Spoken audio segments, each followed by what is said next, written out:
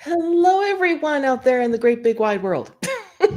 How are you all? We are delighted to have you with us today. We are thrilled to be having a conversation with the absolutely spectacular Judith Guthrie of Nose Dogs Detection Services. She also does a lot of stuff with us who's at Network University. We've hosted her for so many online courses and webinars and virtual events. She's amazing.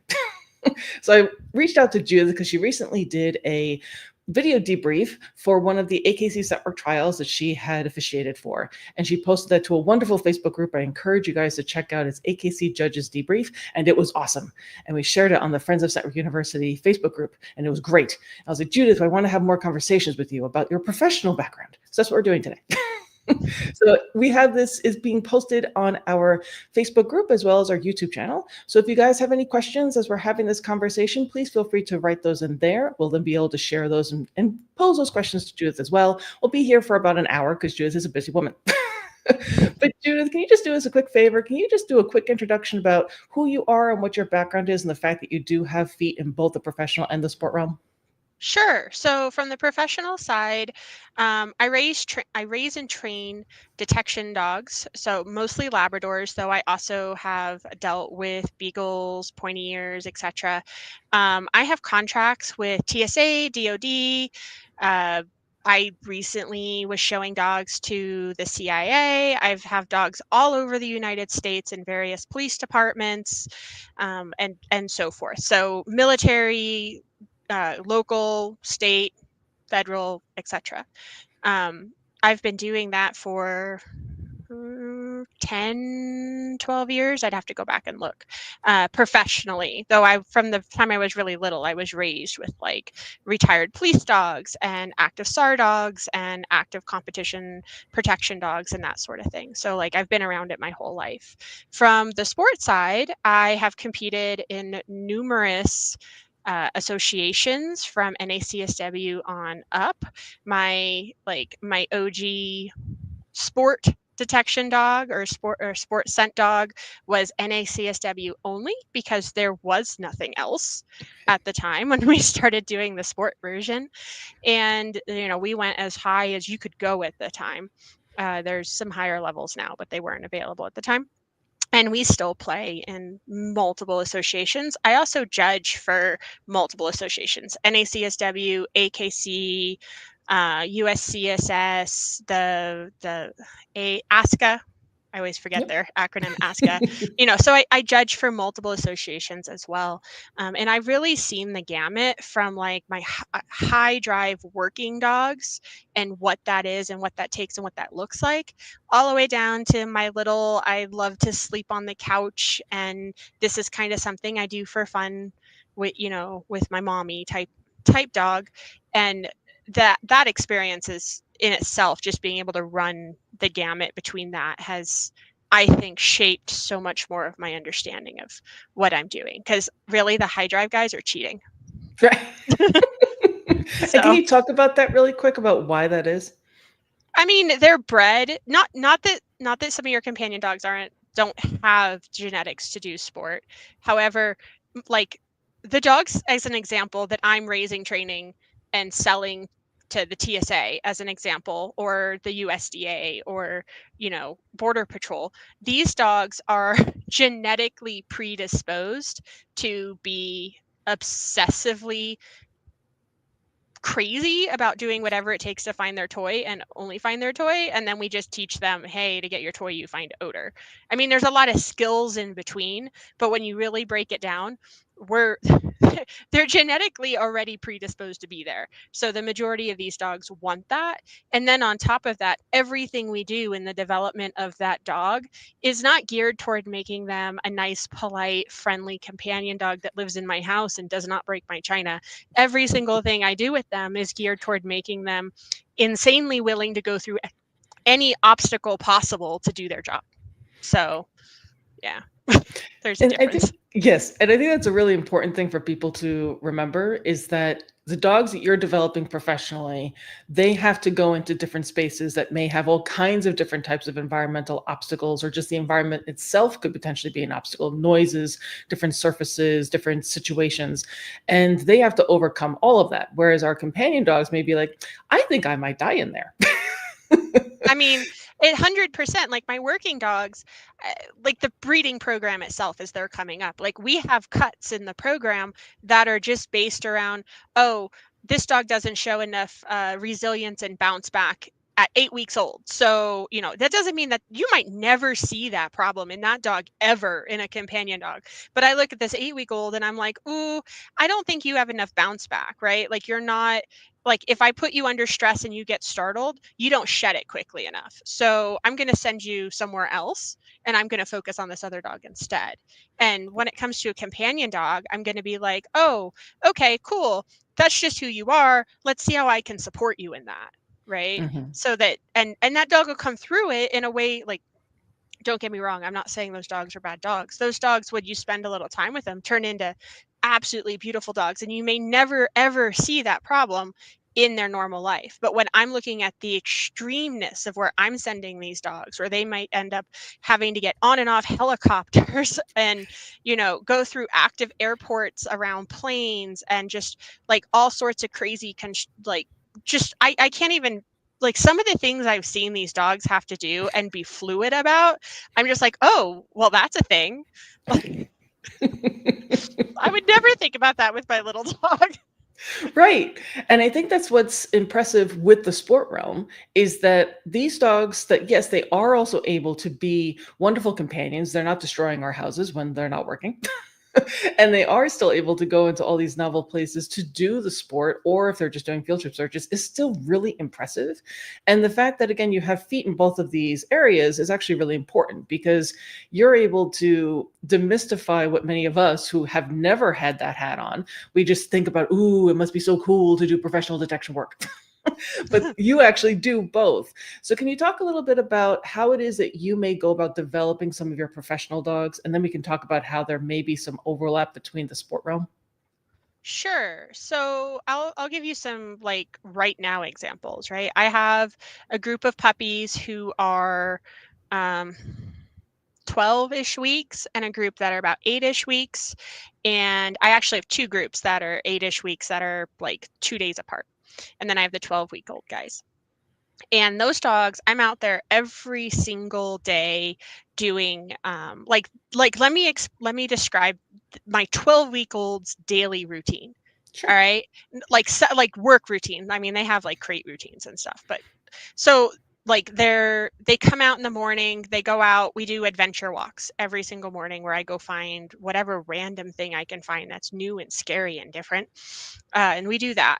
And then we come back and we do a scatter feed grass feeding. So I have like an acre that I will spread their kibble across an entire acre, and they have to go find their food. Like we don't play free food.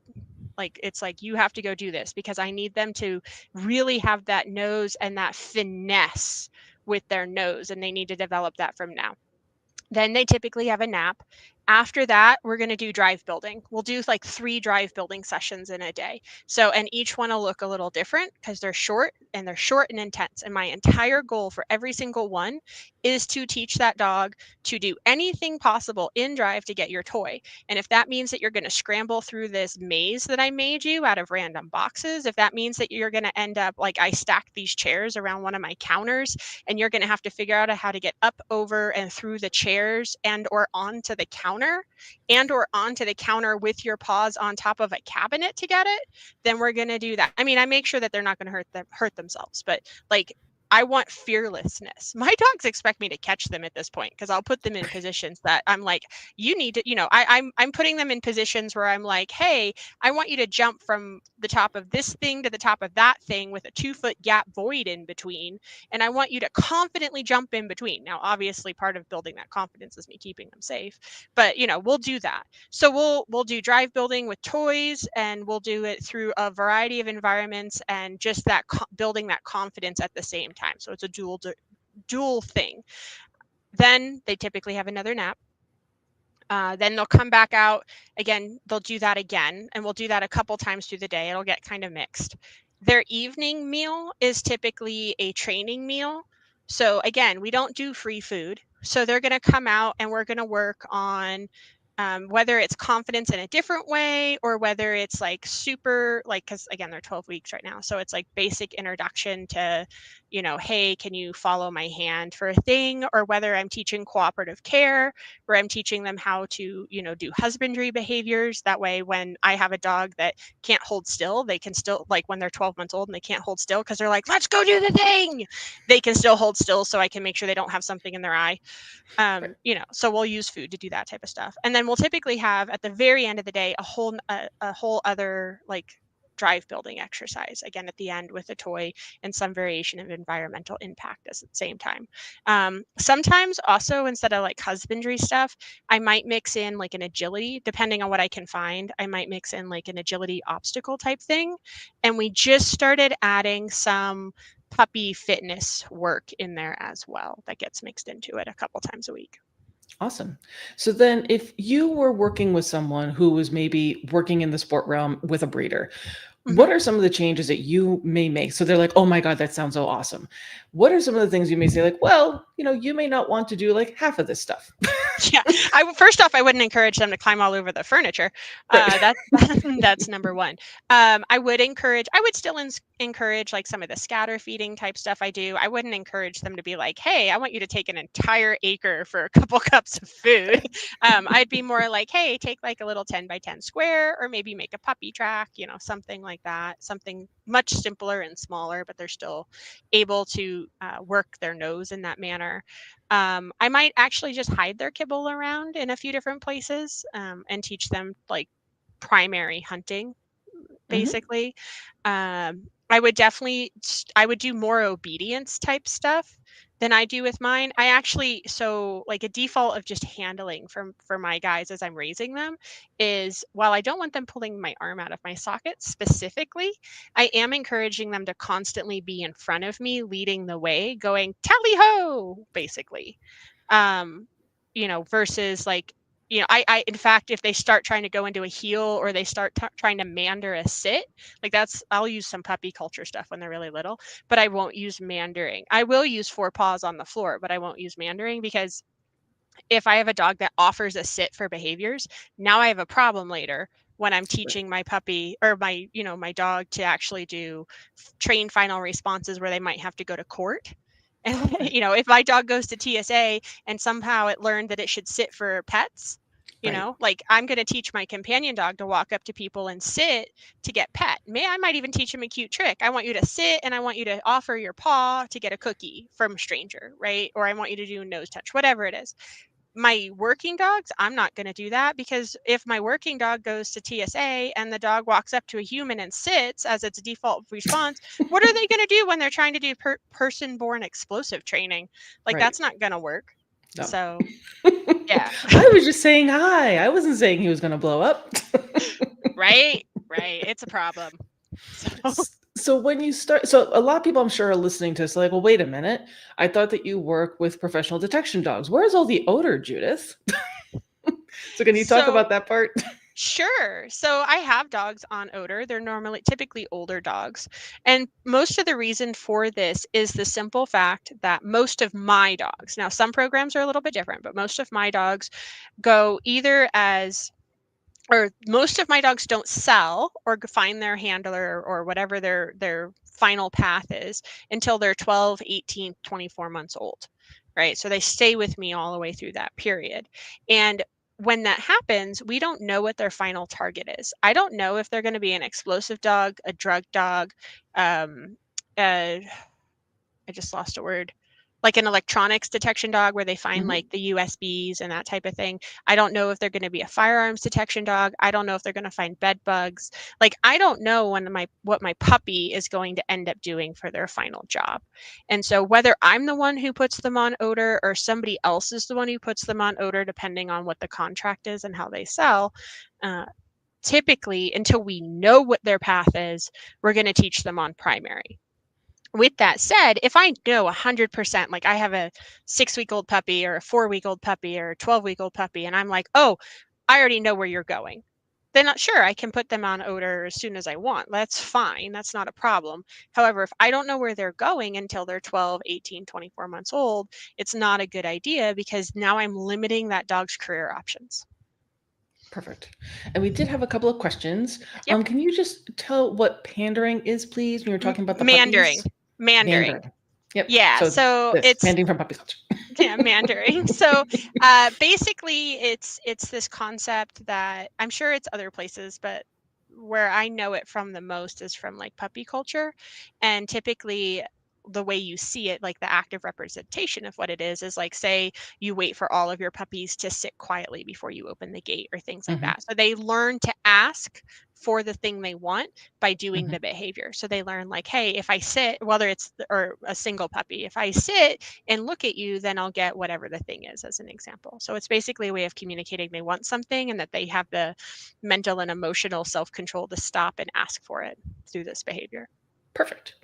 So going back to, again, I think it makes perfect sense the way that you were describing it as far as the journey that your dogs may go through. They are with you for a considerable period of time. You're building up all these skills. You don't know where they're going to go. So for your professional dogs, you wait until you know, potentially put them on odor then, or they may go on to odor once they're at the final contract location. When you're then building up the different skills for the hunt, how is it that you're doing that with the toy? So let's say, all of us are like, oh, well, many of us start with containers. So are you doing any kind of container searches with these dogs? I mean, not really. Sometimes I'll throw in a few box searches with like my puppies when I'm transitioning them from searching, like so some of this is going to depend on whether the dog was raised by me like completely or whether it came from somewhere else. I do use box searches as a tool, but it's not a tool that I use every day. It's not a tool I use for every dog. It's typically situationally dependent. And typically, what makes me say, oh, I want to do a box search is that I have a dog that doesn't have a long uh, focus. Like their focus is pretty short. Their reward clock's really short. If they don't find it in 30 seconds, they're like, oh, I'm going to go find the next interesting pretty butterfly, right? That type of dog, I might bring in the boxes and be like, hey, let's play with the boxes, and I'm gonna like play basically the shell game with them. And a lot of times when I do it, I'll just sit in a chair because find lazy training ways all the time. And so I'll sit in a chair with like 6 or 7 boxes and I'll be like, here's my boxes, here's the thing, look at the thing, tease the dog, throw it in the thing, move the boxes around, let the dog find it. Right. And I'll mix that up. But I also don't typically do it for that long. As soon as the dog really gets the idea, I typically will move back into the environment as fast as I can. Because I don't see that type of search as, say, a luggage search, right? When I teach a luggage search later, that's kind of a little bit of a different thing, and it requires focus.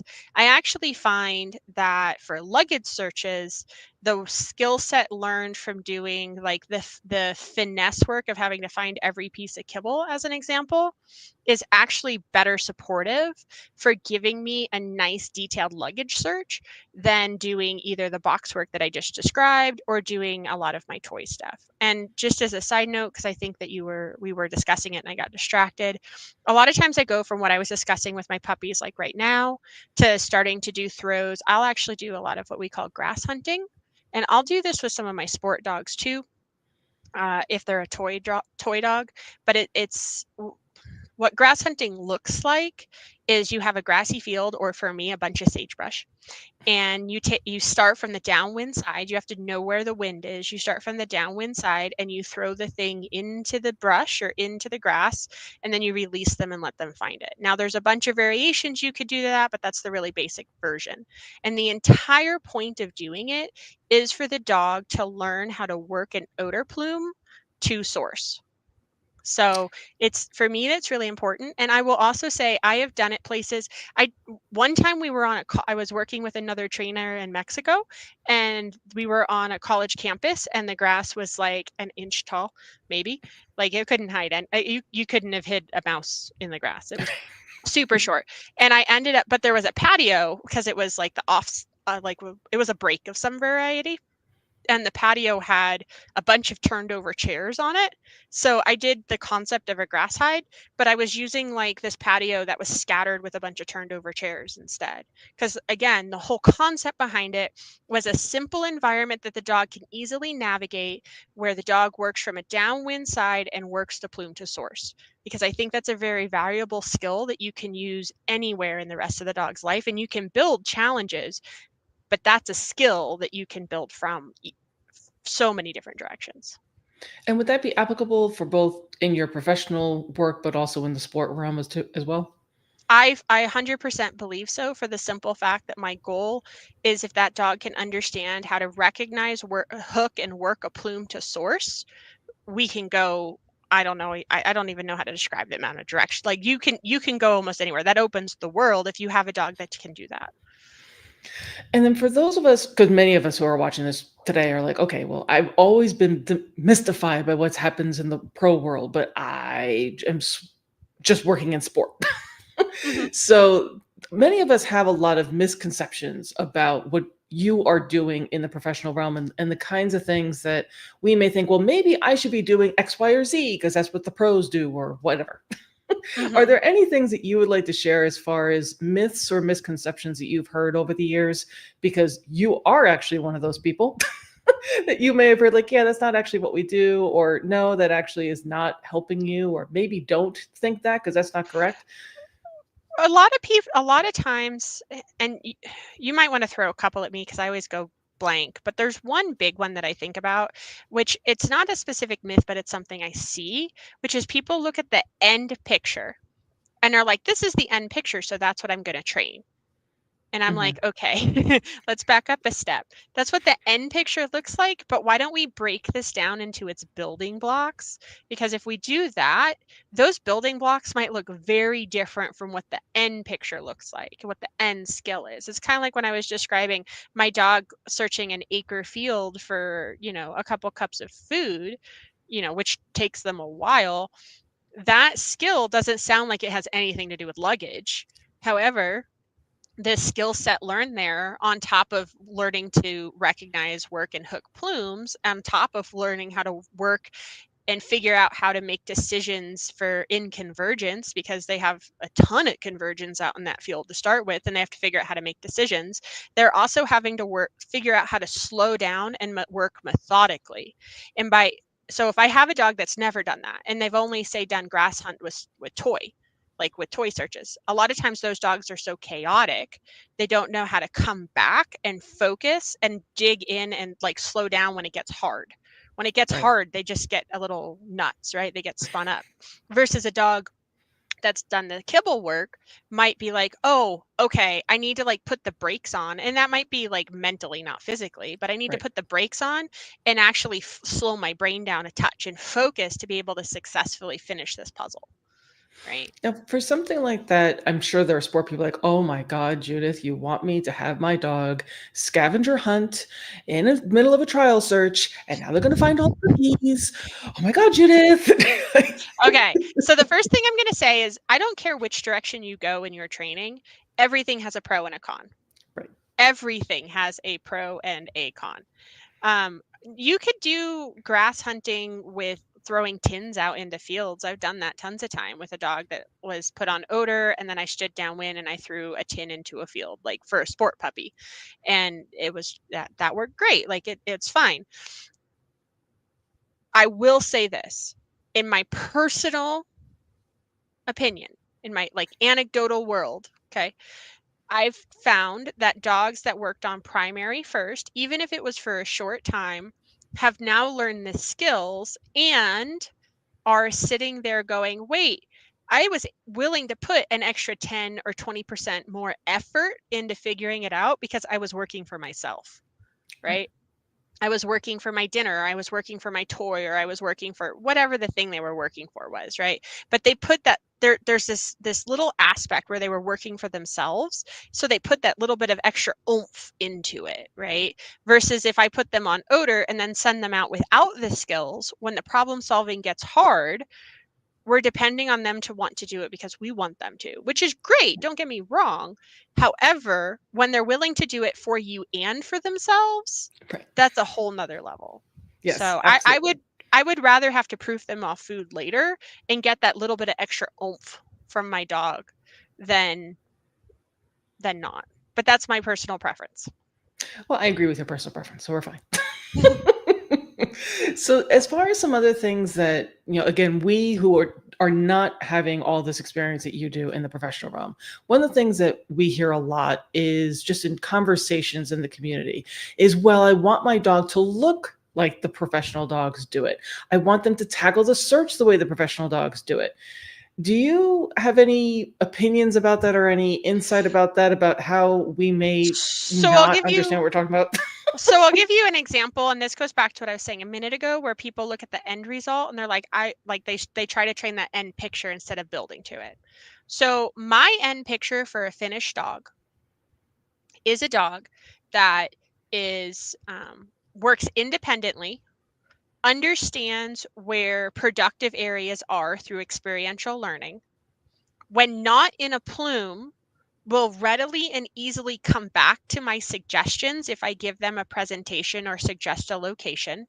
The moment I stop making suggestions, immediately goes back to independent hunt, works multiple planes, is proofed off of anything but the target odor to the point where I could run or walk around tossing cookies or swinging a toy, and a dog will keep doing their job and will work until they drop or I stop them. That is my expectation of a finished dog. I don't start with that picture. Right. There's no way to start with that picture, right? To have a dog that I can be like, go free, and they're searching like, huge swaths of area, and then I bring them in and I have a cabinet, or no, I have a dresser with 6 drawers, and I tell the dog, hey, come back here and I want you to seam every single one of these drawers. Okay, now immediately go back to independence. Like, that's a lot of think like expansion and contraction, right? Like the dog is expanding out into the independence and then contracting into these like very delicate focused bits and then expanding again. If I start asking a baby dog to do that, either I'm going to end up with a dog that's way too independent. So if I start coming in and I'm like, hey, go here, go here, go here, go here. Now I have a dog that's completely dependent on me to tell them where to go, and they have no idea how to work a plume. Oh, I forgot a really important point.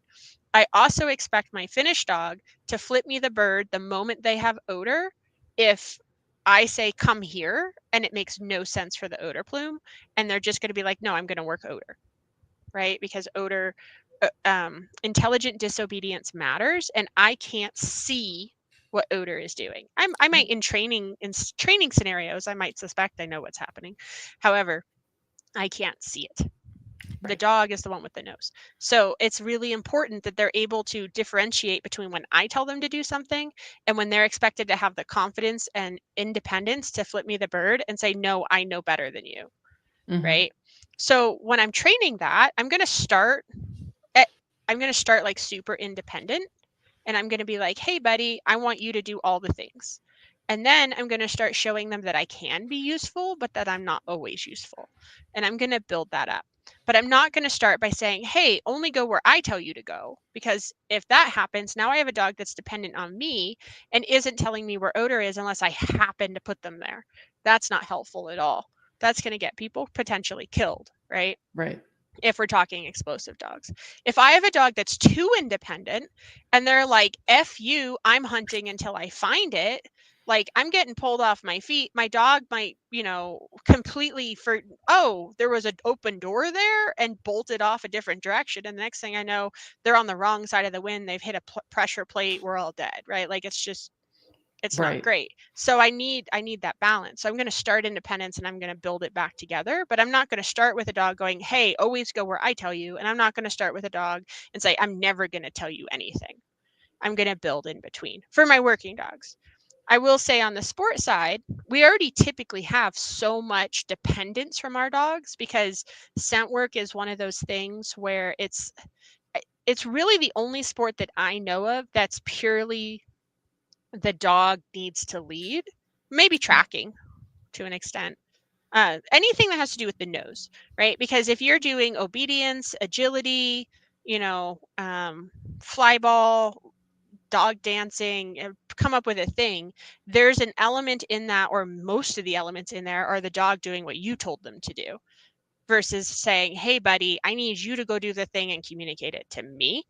And our regular dogs, even our house companions, maybe they've never done any other sport ever, those dogs are still being that said, hey buddy, I want you to know not to get on the counter and to be able to settle in the house, and I don't care that that interesting thing is happening, I need you to like have the self-control to stay on your place bed. And not that a working dog doesn't need to eventually learn that, but I digress. They're being told over and over and over. Most of their life is controlled either by the expectations that we've placed upon them or the direct commands that we're constantly giving them, consciously or unconsciously. And so, yeah, we need to start with a lot of independence in a sport dog and bring that, hey, buddy, come here, way later in the development than I would maybe in my puppy. Perfect. So we did have a question. Do you think there's more clarity when the human timing isn't part of the reward sequence? Sometimes, yes. I Can you think talk that about that? sure. So, I at least to me, the way I interpret this question is kind of about self-rewarding versus like when we're clicking or verbally marking something. And I think a lot of times we're a little slow, and the dogs are really forgiving.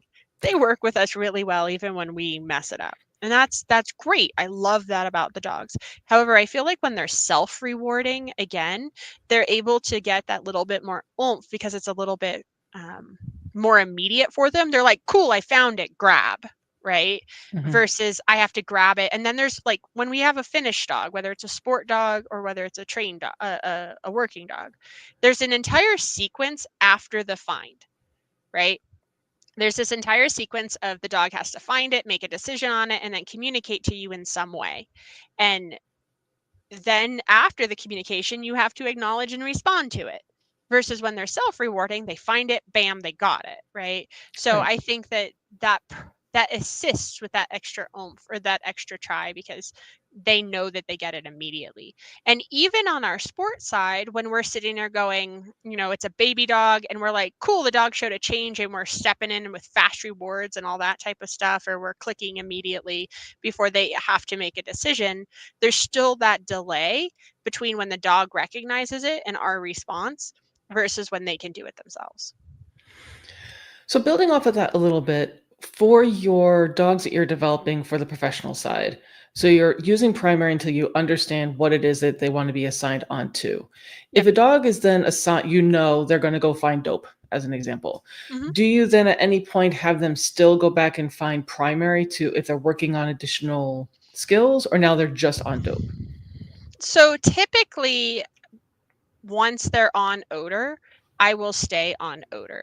With that said, yeah, I will 100% still throw their toy out into the grass for them to find it sometimes, and I will still occasionally do scatter feeding and things like that. I don't do it so focused, like the plan is not there the same way.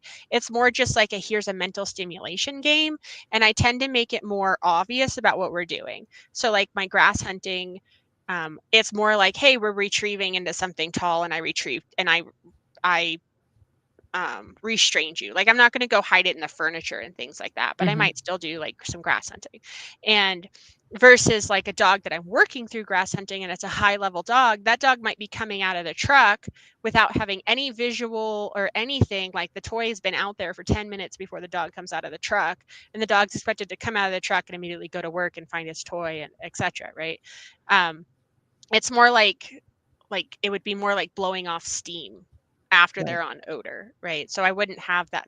Those exercises are now odor exercises, but it doesn't mean I'll never do some of the baby stuff. And then for the sports side of it, for anything where someone could use some self-rewarding with pairing otherwise, would it be the same type of approach that once the dog is now they're just finding the odor on its own, you're now only using the pairing for So warm up if or foundation stuff? How would you do it then? so that to me depends on how you imprinted. If you didn't do like if you did pairing as part of the imprint, I 100% would be willing to use it as a default for helping my if I'm problem solving, or if I need to add a little bit, whatever the thing is, right? If I have a reason to do it, I'll 100% throw it back in there. If the dog never paired in the past, say the dog was started on electrical boxes or something like that with clickers, then I probably won't pair. I'll come at it from a different direction. So that one really just depends on how the dog was imprinted for which direction I'll come at it from. Though Okay. with that said, there's always an exception to the rule. Right. If I see something that's like, oh, okay, I really think this dog needs this tool out of the toolbox, then I'll grab it. Perfect. And then, as far as how you are tackling searches with dogs that are either pretty far along in their journey, they're about to go out to the contract, as an example, or you Mhm. may actually be on a contract yourself with a finished dog. How is it that you are approaching the handling of those spaces? And what are some of the misconceptions we may have in the sport realm as we're sitting there with our, ooh, pro person doing a search? So that's going to depend a lot on my the expectation. So if I'm out there doing a contract, say, right, and you tell me, hey, we've got a dude coming in on a helicopter in 30 minutes and we need you to sweep for explosives and he's coming into this hotel. Like I'm going to be sitting there going, okay, where's he landing? Where's he going? Where's his room? And I'm going to have I'm going to have like some areas are going to be broad sweeps, some areas are going to be a little bit more detailed. I only have 30 minutes, so I have to, like prioritize. And then I might do some secondary stuff after the fact for like low priority areas. But I need to make sure the path is clear. I need to make sure we're safe. So I need to have those awarenesses. I need to be like, okay, we're landing here, we're going here, here's the path in between. I need to make sure that's safe. Then I can do other stuff after the fact, right? If Okay. I'm doing um if I'm contracted to make sure that there's no the UPS guy wants me to make sure like they're like, we don't need any drugs going through here, and I'm working with like a local department or something like that. Then and we've got all the boxes on a carousel thing. I Hmm. words Like a words conveyor belt kind of sometimes. thing. Yeah, then we're going to be, depending on whether my dog knows how to work a conveyor belt by having every box come down and my dog just stands there, and as the box comes down, the dog checks it and then it moves and then they check the next one and the boxes are coming to them, or whether I have to work the line and then move and then work the line. I'm going to work my lines. With that said, I'm going to work each container focusing on the seams. However, I will say that it doesn't matter what I think I'm doing. I teach my dogs to have strong obedience to odor and how to hook odor, as well as being able to do specific jobs. So even if I'm asking my dog to detail this car, as an example, that's a whole other one. Like, say I'm doing a checkpoint at NASCAR, right? And we're checking every RV before they go into the infield, right? I'm expecting my dog to work that vehicle. I'm expecting my dog specifically to work seams and productive areas of the vehicle. But if my dog suddenly like bolts off in another direction and then comes back, I'm going to let them. It doesn't mean I'm going to forget where I was and become a chaotic search, because I need to check all the things. But if my dog suddenly takes off and shows me behavior in another direction and then comes back, I'm going to let my dog do that, because again, my dog is the one that has odor obedience. We've worked really hard to build odor obedience into that dog.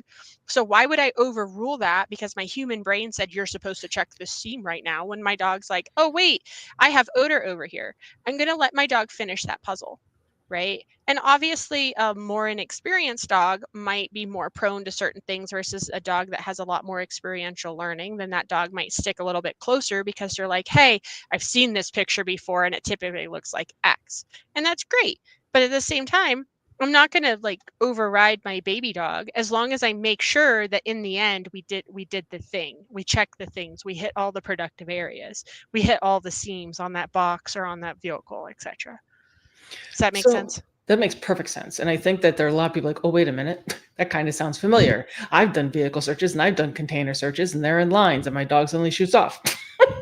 So can you talk about for the sport realm, how we can kind of square that circle? Because again, I think a lot of us, we see videos or we hear about professional deduction teams. We know that's how the sport was derived. And we have these human expectations. And then our dog does something entirely different. And then many of us are like, oh, they must be doing it wrong, which isn't the case. Can you talk about that a little bit? Sure. So I'm trying to think of the best way to come at it. So basically, if I have a sport dog, I'm going to do the same. I'm going to do the same sequence of building my dog where I encourage independence, and then we come back to being able to do dependent and like detailed searches and things like that. I'm also going to over time teach specific skills. Like as an example, a container search really shouldn't be a container search, it's a seam search. Right? I'm going to each individual item and I'm checking all of the productive areas, which typically for containers is the seam of the container. That's why on a sport dog, you'll watch them go right over the top of a hot box. And a lot of times you'll even see them lift their head. Like you're like, my dog hit the box before and after it, but the middle one was the hot one. And that's because the odor is in a expanding from that hot box, and they were riding the edge of the plume instead of like dropping into it. So that dog typically, if more experienced, might ride the top of that plume that's coming over the top of the box, hit the box on the other side, and then do a 180 back into the hot box, right? Because the dog was working the odor. They're not seeing it. We're seeing it like this is a box. They're seeing, I always think about it like here's a stream, right? Think about like a stream or a puddle, and it's moving. And if you dropped a whole bunch of sparkles into the moving water, and you watch the sparkles move in the water, that's what your odor molecules might be doing, right? If that's, at least that's a visual that I'll use. Yeah, no, that's So perfect. yeah, so my dog doesn't know that that was the hot box. They know that the odor was doing X and they're following the edges of it. We have to allow that, as well as teaching as the dog progresses through experiential learning what productive areas are. But a younger dog is going to work farther out, and a more experienced dog might work closer in. And we need to understand that because, again, experiential learning, over time, they get more experience, they have more odor pictures under their belt, they have a better concept of what it looks like in different situations. And that's not wrong on the young dog or the old dog. The old dog just knows more. Mm-hmm. So that's something that we really need to understand. If you're like come to, and that's the other thing, like I can't tell you how many container searches as an example from the sport side. I watch people be like, come to this box, come to this box. And I'm like, okay, but you're putting your dog on the top of the white box. Like, let's use white box searches as an example. You're putting your dog on the top of the white box. That's not the seam of the box. That's the top of the box, right? So the odor is like coming out of the seams and then going different directions. And you're telling your dog, come and check the top of the white box where there's the least amount of odor out of the entire picture, because Yeah. it's the seams and then wherever it's traveling to. So you're much better to A, work on teaching your dog how to check seams, and B, if your dog's not ready specifically for that detailed of a concept and they become too dependent, like you're still building the independence of the dog, let the dog work it more as an environmental search. And then slowly, as the dog progresses and you progress as a team, you can bring them back into the, hey, check this, focusing on the specific things that are productive. Thinking again from the productive areas concept, not from the item concept, because items don't help you. Productive areas help you.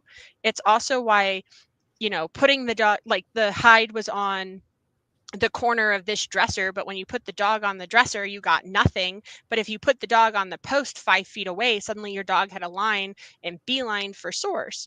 That's because maybe with the way the airflow was working, there wasn't a clear line at the dresser unless you put your dog's nose on it, which how are you gonna, that's just gonna be an accident if you figure that one out.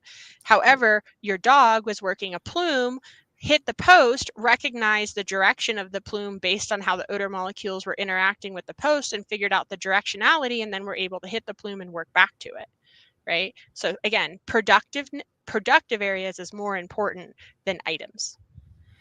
Perfect. So another thing that I've heard over the years is that, well, us in the sport realm, we don't need to know anything about odor theory, or we don't really need to understand environmental factors because we know we're just doing this for fun. It's not that important. Can you talk about that? I mean, that it's a personal opinion. If you're like, I'm just doing this for fun and I just don't care and I'm not competitive at all and my dog's going to do what my dog's going to do and we're going to find it or we're not. Okay, go with your bad self. Like that's that's your prerogative and that's your choice and that's fine. I'm not going to tell you that you can't do that if that's what you want. However, if you're trying to do this well, if you're trying to do this knowledgeably, if you're trying to be competitive, whether it's competitive against yourself because you're working to improve with every search, or whether it's competitive against other people because you like to compete against other people and get ribbons, then you might want to figure out how to be the most efficient team possible. And you need to understand odor theory, how it moves, and how it interacts with your environmental factors to be efficient.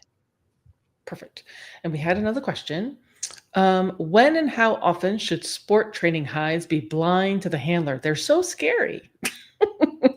So I'm going to say that this is not just about sport. Like this is an answer that goes across everything. Blind hides are for handlers. They're not for dogs. Everything's blind to the dog. All right. The dog's like, I'm out here just doing my thing. Handlers are the ones who make weird decisions. Right. So we do blind hides for a couple reasons. We do blind hides to test ourselves to see if we're making good, solid team decisions for our dogs so that we're as effective and productive as possible when we don't know. It's basically a test, whether it's a mini test or a big test, it's a test.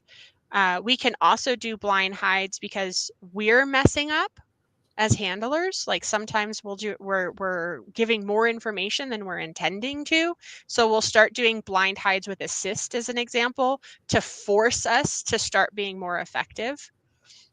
So it can be a test or it can be a way to force us to be more effective. If it's forcing us to be more effective, then it needs to be with some variation of guidance, because otherwise you're not going to get better, you're just going to be flailing. The purpose Right. of doing it to improve is so that you realize where your holes are so you can fix them. Right. Perfect. But yeah, so the answer of how often you should do it really depends on the team and what you're working on. I've seen teams where I'm like, hey, we're going to go blind for like 100% of the time for the next month.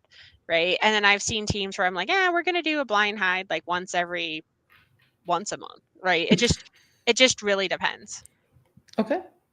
And then as we're starting to wrap up, are there certain things that you have experienced in the professional realm that you may think that the sport realm just doesn't quite appreciate? So as an example, if you were doing a contract with one of your Finnish dogs and they were showing that there was interest in a part of a room, but there were lots of different options, but the dog couldn't potentially get, like, it's somewhere in the ceiling. The dog was like, I think that there's something up there. Many of us are like, well, that means that the dog should suddenly sprout wings and point to you exactly where the thing is. Can you talk a little bit how in reality you may actually tackle those kinds of searches? Like, what is it that you do or what you're telling other people there that are working with you? Okay, we're going to open up the ceiling or something. Can you just help us better understand this? Sure. So part of this is about being really confident in your team so that you're like, no, there's definitely something here. And then also like understand, like I need to understand odor theory. Like if I'm going to tell you that you need to take a ceiling apart, then I really need to understand odor theory to be like, look, my dog is telling you that it's up, right? My dog is very clear that it's up in that direction. And this is the only thing that's up in that direction. And I have to be confident and know that from our training and our experiential learning as a team together to be confident to be like, yeah, this is a thing. I'll give you again, real life example. I was running a bed bug dog on a contract or this is a huge freaking facility, right? And I mean, I think we're working like 400 rooms or something like that, not to mention all the conference and educational rooms and all that type of stuff. Like it was a lot. And we had like 3 days to do it. And it was like, all right. So when we hit something where a dog showed changes, like there was one bed, I think it was, and my dog did not give and I just was really clear to the guy. I'm like, look, my dog is throwing changes on this bed. I feel really confident that there's either was something here or there is something here. If it is, it's really low volume. Like this was a bed bug dog. So I'm like, if there's something here, I think it's like 1 or 2 bugs and they're like really centered and deep in that headboard. I'm not going to guarantee they're there, but like my dog's throwing a ton of changes and I trust that these changes mean something, right? Again, this is me knowing my dog and having confidence in my dog. And so they dismantled this entire bed and they found a little teeny tiny start of a nest that had like 2 bed bugs in it, right? But like they'd been there like maybe a week. Like they were not, it was not a colony. It was just a couple. But I had the confidence in my dog from training. Like we knew, and I was really honest. I was like, it's up to you. She's not giving me a final response, but she's throwing me changes that are solid enough. And on top of that, because I told the guy ahead of time, I saw the changes and I'm like, that's weird. And then because I think this was the only bed in the entire freaking 400 bedroom place that we had changes. And so like I took my dog into another room and I worked her and we had nothing. And then I went back and like so I took her out of the search and then I brought her back into the search basically, and she showed me the same exact behaviors in the same exact locations. So I knew how to read my dog too, because an alert or odor is not just a final response. If I only ever trusted when my dog sat for something, I'd be in a lot of trouble, right? The change of body, change of breathing type stuff are so much more important than the fact that my dog gave me a sit or a down or a freeze. That stuff's great. That stuff means that my dog made a decision and communicated back to me, but it's only a very small part of the picture. So, what are some of the ending thoughts that you want to share for those of us in the sport realm? Because you are playing in both, what are some of the things that you want to leave everyone with to just think about as they're continuing to train and play with their own sport dogs? I want people to understand that just because you think that it should look a certain way does not mean that that's the way it looks to your dog. I want people to understand that just because you're doing it a certain way with a baby dog doesn't mean that that's what your experienced dog is gonna end up looking like. Your baby dog pictures and your beginning pictures, your foundational things, that's what those are. Those are foundational building blocks to build to that end picture. But you should not expect what your end picture looks like to be what your baby dogs are doing, because it takes time to get there. Um, and I think it's, again, if you want to actually understand, even if you're doing it for fun, if you actually want to understand the conversation that you're having with your dog, because there is an ongoing conversation through the entire search. Every single thing that your dog is saying to you, or every single thing your dog is doing, whether they're giving you changes, not giving you changes, moving through a space, etc., every single thing your dog is doing is part of a conversation that they're having with you, and you should recognize that. And the entire thing should be something that you're doing as a team. Perfect. Well, I want to thank you very much for sharing some time with us today. I know how incredibly busy you are. And it's just something like throughout the entire time I've been involved in scent work, there has been such this, like this mythical, there's this pro world. It's like, wait a minute, Judith is in the pro world. Why don't we just talk to Judith? Yeah. So you have been so incredibly generous with us with Setwork University, offering a whole bunch of different online learning, online courses, online webinars, virtual events. You are so incredibly generous. But you also do stuff on your own. Can you talk a little bit about maybe your mentorship program or some of the things that you offer directly? Sure. So I offer, like Dana just said, I do offer a mentorship program. There's a couple different levels to it. If you're looking, whether you're an instructor or trainer who's looking for some support, because I will help instructors and trainers. A lot of times they don't have anybody to go to. If you're looking for that, I have a program for you. If you're a sport handler or a working dog handler that don't have a trainer near you or don't have a trainer who can help you, I can also help you with that. So I can do that from a distance, through videos, talk, text, etc. And I'm very happy to do that. I also offer seminars. So I travel all over the country. Whether it's flying or driving, I can get to you. If you want to do a seminar, I'm happy to do seminars. I love doing seminars. Actually, they're really fun. And then of course, I do the webinars and online classes. I love doing those as well. Um, and then I do some lessons in my area. I do not have an actual um, like weekly class type setup or anything like that, because I live very rural. My kennel and I are very far out. However, there are some places that I go on a very regular basis. Example being Salt Lake City, Phoenix, Arizona, Las Vegas, Nevada. There's a couple places in Washington. I go to these places regularly. Apparently, I'm starting to go to Pittsburgh regularly. I've been there Philadelphia and Pittsburgh, I've been a couple different places consistently recently, so that's becoming a regular place. So if you're in one of these places or you're interested in that, I also do private or group lessons in those locations, and I just let you know when I'm coming through. So it might not be a whole like formal seminar thing, but it's like, hey, this group of people want to get together, or I want to do a private if when you drive through. So I'm happy to do that as well. Perfect. Well, this was amazing, Judith. Again, we are so incredibly thankful for everything that you share with the community. You give so much back. You are so incredibly busy, and it's just incredible. I don't know when you sleep, but we really do appreciate it. I thank you very much for joining us for today. If anyone has any additional questions, or maybe you do want to work with Judith directly, we have her email here. I'll make sure that I have also links for her Facebook page and everything else, all the ways you can contact her when we post this up formally, because, social media can sometimes be like, we're going to get rid of this video. I'll make sure there's another copy posted. So you guys will be able to have it. But Judith, thank you. You're very, very awesome. Please say hello to all your puppies for us. Will do.